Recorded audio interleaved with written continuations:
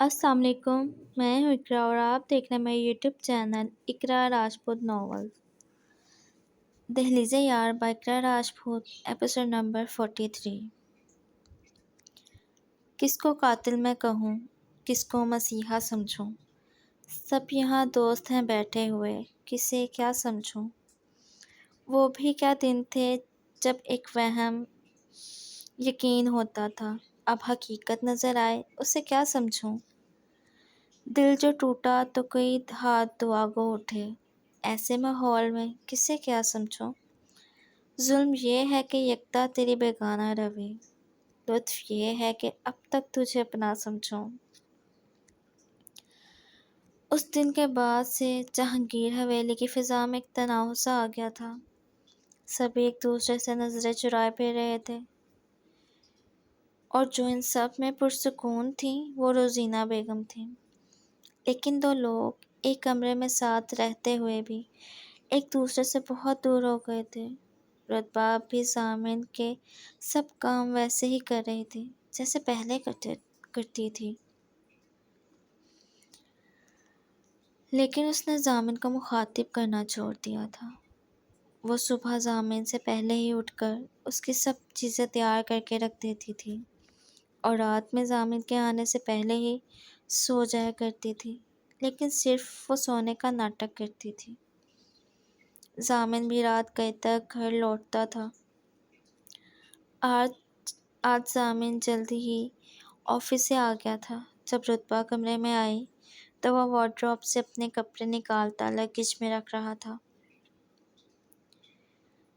دروازہ کھلنے کی آواز پہ اس ایک نظر رتبہ کو دیکھتا وہ واپس اپنے کام میں مشغول ہو گیا، جبکہ رتبہ اسے الجھن زدہ نظروں سے دیکھتی بیڈ سائڈ ٹیبل کی طرف بڑھی اور ٹیبل سے اپنا موبائل اٹھاتی کمرے سے جانے کو مڑی ہی تھی کہ ضامن کی آواز پہ اس کے قدم ساکن ہوئے تھے۔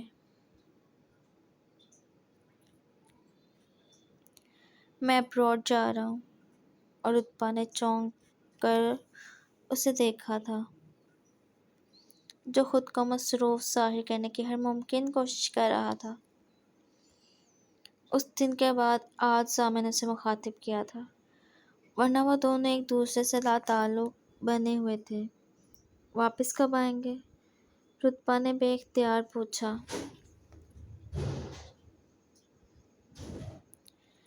جس پر لگیج میں کپڑے رکھتے ضامن کے ہاتھ پل بھر کو تھمے تھے۔ پتہ نہیں، ضامن نے 2 لفظوں میں اپنی بات مکمل کی تھی۔ مان، رتبہ نے اسے پکارا، جس پر وارڈروب کی طرف جاتا ضامن رکا، لیکن رتبہ کی طرف مڑا نہیں تھا۔ مان، مجھے کبھی ڈائیورس نہ دیجیے گا، میں نہیں چاہتی ہم کسی غلط فہمی کی وجہ سے الگ ہوں۔ ہاں، اگر ہمیں کوئی الگ کر سکے تو وہ صرف موت ہو۔ اور رتبہ کی بات سن ضامن تڑپ کر رتبہ کی طرف پلٹا تھا۔ اس نے رتبہ کو دیکھا جو نم آنکھوں سے اسے ہی دیکھ رہی تھی۔ وہ رتبہ کی طرف بڑھنا چاہتا تھا کہ رتبہ کی اگلی بات پہ اس کے قدم پتھر ہوئے تھے۔ میں آپ سے پہلے مرنا چاہتی ہوں، کیونکہ مجھ میں اور ہمت نہیں ہے مزید یہ سب برداشت کرنے کی، وہ کہتی فوراً کمرے سے نکلی تھی، جبکہ ضامن کے دل میں ایک ٹیسی اٹھی تھی۔ وہ رتبہ کے لفظوں پہ بے چین سے اٹھا تھا، جس کو دیکھا نہیں کئی دن سے، وہ ہے دل میں مکیں کئی دن سے۔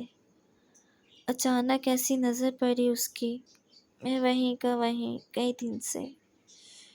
خشک دریا سے مجھ کو یاد آیا، میں بھی رویا نہیں کئی دن سے۔ وہ لون میں موجود جھولے سے ٹیک لگائے بیٹھی سیاہ آسمان کو دیکھ رہی تھی، جہاں گہرے سیاہ بادلوں نے اپنے پر پھیلائے ہوئے تھے۔ ضامن کو گئے کافی دن گزر چکے تھے، اور اس نے جاتے وقت رتبہ سے ملنا تو کیا، ایک نظر اسے دیکھا تک نہ تھا۔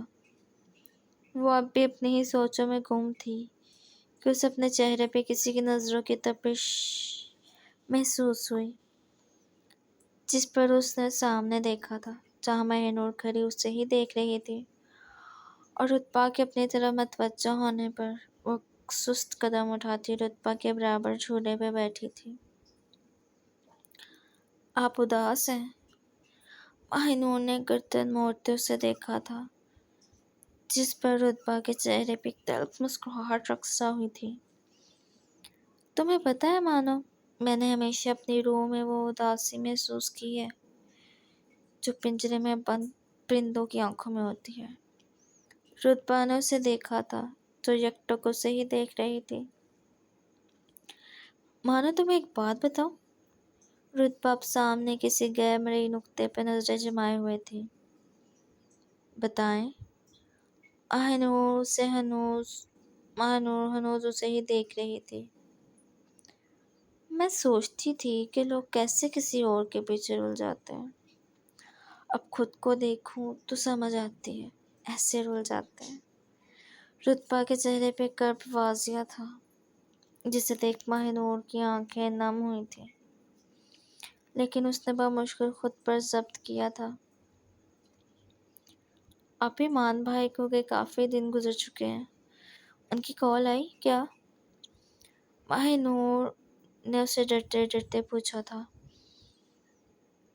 مانو وہ مجھے خود سے جدا کر چکے ہیں، اور خود سے جدا کرنے کے بعد لوگ مخالف کا حال نہیں پوچھا کرتے۔ رتبہ سے دیکھ اذیت سے مسکرائی تھی، جس پر مہنور اسے دیکھتی رہ گئی۔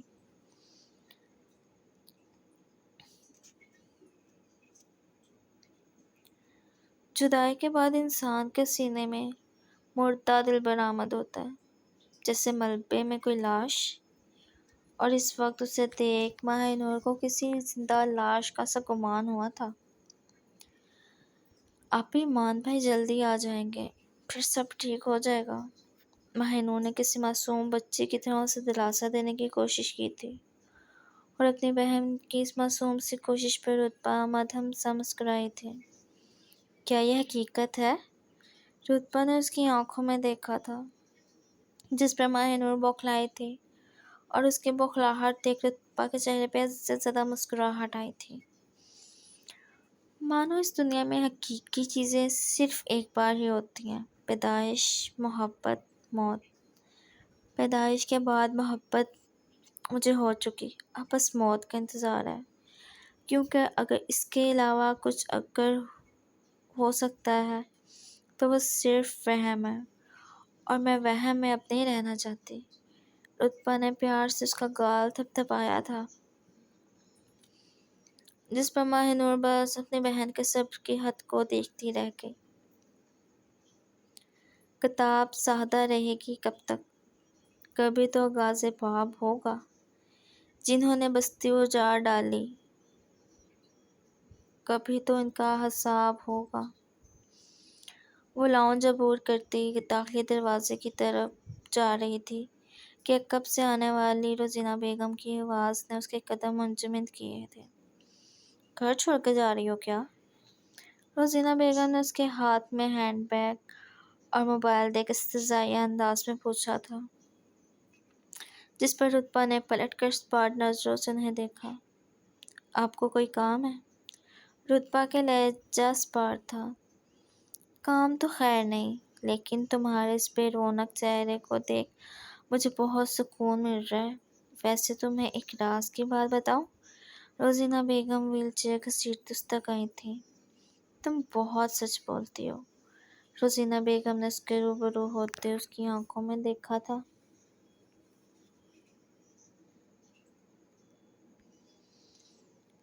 جبکہ رتبہ بمشکل خود پر ضبط کیے انہیں اسپاٹ نظروں سے دیکھ رہی تھی۔ میں نے ہی سیڑھیوں پہ تیل گرایا تھا تمہاری ماں کو گرانے کے لیے، پر میں اپنی غلطی کی وجہ سے گر گئی۔ لیکن کتنے مزے کی بات ہے نا، میں نے پھر بھی تمہاری ماں کو سب کے سامنے برا بنا دیا، اور تمہیں سب پتہ بھی ہے، لیکن افسوس تمہیں پتہ ہونے کا بھی کوئی فائدہ نہیں ہے، کیونکہ تم اپنی بات کا کسی کو یقین نہیں دلا پائی۔ روزینہ بیگم اسے دیکھ رازدارانہ انداز میں بولتی مکاری سے مسکرائی تھی، جس پر رتبہ دم صدائے انہیں سن رہی تھی۔ لیکن پریشانی کی بات نہیں ہے، کیونکہ تم کبھی کسی کو یقین نہیں دلا پاؤ گی، اور مجھے تمہاری ماں سے اتنی نفرت کیوں ہے وہ میں تمہیں ابھی نہیں بتاؤں گی۔ ان کا انداز استضاحیہ تھا کہ رتبہ کا وہاں مزید رکنا محال ہوا تھا۔ وہ اپنا بیگ سنبھالتی ان کی طرف دیکھے بغیر فوراً لاؤنج سے نکلی، جبکہ روزینہ بیگم اس کی پشت دیکھ مکاری سے مسکرائی تھیں، اس بات سے انجان کہ وہاں موجود تیسرا نفوس ان کی مکاری جان چکا ہے۔ وہ آرفنیج جا رہی تھی۔ ضامن کو گئے 1 مہینہ ہو چکا تھا اور وہ اپنا دل بہلانے کے لیے آرفنیج چلی جایا کرتی تھی۔ وہ اپنے تمام اذیتناک سوچوں کو جھٹکتی گاڑی ڈرائیو کر رہی تھی کہ اچانک اسے کچھ یاد آیا تھا۔ اس نے فوراً سے گاڑی ایک بیکری کے سامنے روکی اور وہ فوراً سے گاڑی سے نکلتی بیکری کے اندرونی حصے کی طرف بڑھی تھی اور آرفنیج کے بچوں کے لیے پیسٹریز اور چاکلیٹس لیتی۔ وہ باہر نکلی ہی تھی کہ ہر طرف ایک گہما گہمی سی مچ گئی۔ وہ نہ سمجھی سے لوگوں کو ادھر ادھر بھاگتا دیکھ رہی تھی کہ اسی وقت فضا میں گونجنے والی فائرنگز کی آواز سن وہ بوکھلاتی فوراً سے گاڑی کی طرف بڑھی تھی کہ اس کی ایک دل خراش چیخ فضا میں گونجی تھی۔ اس کے ہاتھ سے پیسٹریز اور چاکلیٹس کے بیگ چھوٹتے زمین بوس ہوئے تھے اور وہ خود بھی گھٹنوں کے بل زمین پہ بیٹھتی چلی گئی۔ مان، اس نے اپنے سینے سے ابلتے خون پہ ہاتھ رکھتے شدت سے مان کو پکارا تھا۔ گزر جائے جو لمحہ چھپکے سے، سمجھو خسارہ ہے۔ جو بیتا پل تمہارے ساتھ، ہمیں ہر پل وہ پیارا ہے۔ کچھ مصروف لمحوں میں اچانک دل جو دھڑکے تو سمجھنا وہ اشارہ ہے کہ تمہیں ہم نے پکارا ہے۔ ضامن جو میٹنگ روم میں موجود اپنی کسی اہم میٹنگ میں مصروف تھا، اس کا دل زور سے دھڑکا تھا۔ اسے اچانک سے گھبراہٹ سی محسوس ہوئی، جس پہ وہ اپنی کلائنٹ سے ایکسکیوز کرتا میٹنگ روم سے نکلا تھا۔ اس نے روم سے نکلتے ہی فوراً جہانگیر حویلی فون کیا، جسے سمیرہ بیگم نے ریسیو کیا تھا۔ چاچی، گھر پہ سب کیسے ہیں؟ اس نے رسمی اسلام دعا کے بعد فوراً پوچھا۔ سب خیریت سے ہیں، سمیرہ بیگم نے نہ سمجھی سے جواب دیا۔ اور رتبہ؟ رتبہ کا نام لیتے نہ جانے کیوں اس کی زبان لڑکھڑائی تھی۔ رتبہ بھی ٹھیک ہے، کیا تم مجھ سے بات کرنا چاہتے ہو؟ لیکن وہ گھر پہ تو نہیں ہے، تم مجھے پرسنل کال کر لو، سمیرہ بیگم فوراً سے بولی تھی، جس پر ضامن مزید کچھ بولے بنا کال ڈسکنیکٹ کر گیا تھا۔ لیکن اس کا دل ابھی بھی بے چین تھا۔ اس نے فوراً سے رتبہ کو کال کی۔ رتبہ جو بمشکل خود کو سنبھالے ہوئے تھی، اس نے اپنے سے کچھ فاصلے پہ گرے رنگ ہوتے موبائل کو دیکھا تھا۔ اب فائرنگ کی آوازیں آنا بھی بند ہو گئی تھیں۔ اس نے اپنے سینے سے اٹھتی درد کی ٹھیسوں کو نظر انداز کرتے بمشکل اپنا موبائل اٹھایا تھا اور موبائل کی اسکرین پہ جگمگاتے نام کو دیکھ ایک درد بھری مسکراہٹ اس کے لبوں پہ آئی تھی۔ رتبہ، تم ٹھیک ہو؟ ضامن نے اس کے کال پک کرتے فوراً سے پوچھا تھا، جس پر رتبہ نے زور سے آنکھیں میچی تھی، جسے درد برداشت کرنے کی کوشش کر رہی ہو۔ یہ دکھتی رگ ہے میاں، یہ سوال مت پوچھو۔ ہم اہل ہجر سے لطف وصال مت پوچھو۔ کہا نہ ٹھیک ہوں؟ ہاں ٹھیک ہوں، کہا تو ہے۔ میں رو پڑوں گی میری جان، حال مت پوچھو۔ ماں، میں سچ کہتی تھی، وہ اس کا سوال نظر انداز کرتی بولی تھی۔ رتبہ، پلیز ناٹ اگین۔ وہ اس کے ہاتھ سے انسان سخت لہجے میں بولا تھا۔ جس پہ وہ خاموش ہو گئی۔ اس کی سماعتوں میں روزینہ بیگم کے الفاظ گونجے تھے، تم کبھی کسی کو یقین نہیں دلا پاؤ گی، اور اس کے سینے میں ایک درد سا اٹھا تھا۔ پہلے انسان کو روگ لگتا ہے اور پھر ذوق، پھر مقام آتا ہے سہنے کا۔ سہ جانے کے بعد نہ روگ کی اہمیت رہتی ہے نہ اس ذوق کی، اور پھر انسان آزاد ہو جاتا ہے، اور اسے محسوس ہوا جیسے اس کے آزاد ہونے میں کچھ ہی پل رہ گئے ہوں۔ مان، اس نے مدھم آواز میں اسے پکارا تھا، جسے کال کی دوسری جانب موجود ضامن سن چکا تھا۔ مجھے مبارکباد نہیں دیں گے؟ رتبہ نے اپنے لہجے کو حد الامکان نارمل رکھنے کی کوشش کی تھی۔ کس چیز کی؟ اس کے لہجے میں ناسمجھی کا عنصر محسوس کر رتبہ درد سے مسکرائی تھی۔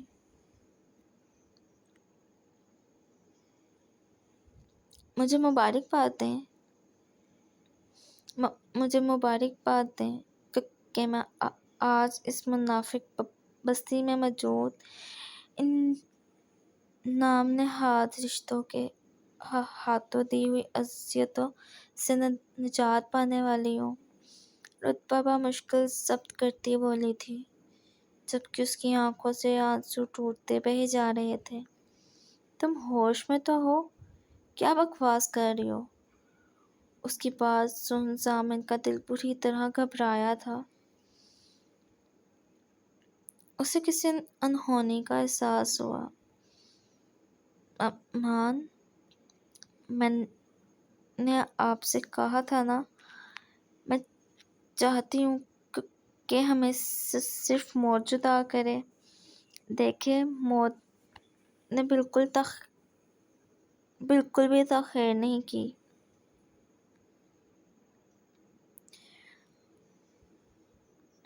موت نے بالکل بھی تاخیر نہیں کی، اور وہ ابھی مزید کچھ بولتی کہ اس کی سانس اکھڑنے لگی تھی، اور دیکھتے ہی دیکھتے اس کے الفاظ کہیں گم ہو گئے تھے۔ رتبہ، مارنے سے پکارا تھا۔ اس کا دل کسی نے جیسے مٹھی میں لیا تھا۔ رتبہ پلیز کچھ تو بولو۔ مان کی آواز ایک بار پھر اسپیکر سے ابھری تھی، لیکن وہ سن کہاں رہی تھی کہ اسی لمحے ضامن کا موبائل اسپیکر سے ایک زوردار دھماکے کی آواز سنائی دی تھی، اور ضامن کے ہاتھ سے موبائل پھسلتا زمین بوس ہوا۔ وہ بری طرح لڑکھڑایا تھا۔ اسے اپنے پیروں تلے زمین نکلتی محسوس ہوئی تھی۔ رتبہ، ایک چیخ اس کے آفس کیبن میں گونجی تھی۔ بہت سے احساسات تھے اس کی آنکھوں میں، لیکن جو سب پہ حاوی تھا وہ رتبہ کو کھو دینے کے خوف کا احساس تھا۔ جاری ہے۔